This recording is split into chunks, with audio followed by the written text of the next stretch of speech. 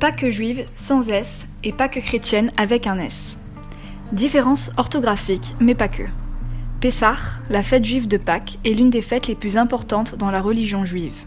Elle commémore la sortie d'Égypte, la naissance d'Israël en tant que peuple, et plus généralement, elle est la fête de la liberté et de la fin de l'asservissement de l'homme par l'homme.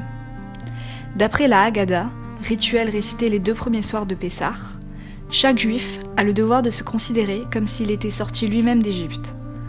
Beaucoup de coutumes alimentaires et vestimentaires y sont pratiquées, comme par exemple celle du pain sans levain que nous allons expliquer en détail. Pendant la fête, tu ne mangeras pas de pain levé, mais tu mangeras durant 7 jours des pains sans levain, du pain de misère, car c'est avec précipitation que tu es sorti d'Égypte. Ce sera le cas afin que tu te souviennes toute ta vie du jour où tu es sorti d'Égypte. Deutéronome chapitre 16 verset 3. N'ayant pas eu le temps de faire lever leur pain car poursuivis par les Égyptiens, le futur peuple d'Israël mangera du pain sans levain pendant la semaine sainte. Dans la Bible, le levain est presque toujours symbole du péché. Comme le levain imprègne toute la pâte, Galates chapitre 5 verset 9, le péché empoisonne la personne, la nation et l'Église tout entière, jusqu'à les asservir et les mener à leur mort. Une seule et même personne peut nous délivrer. Lisons la Bible qui parle d'elle-même.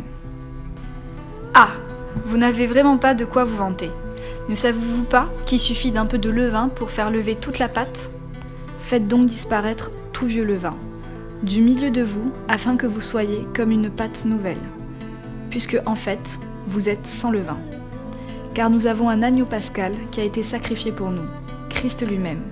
C'est pourquoi, célébrons la fête de la Pâque, non plus avec le vieux levain, le levain du mal et de la méchanceté, mais uniquement avec les pains sans levain, de la pureté et de la vérité.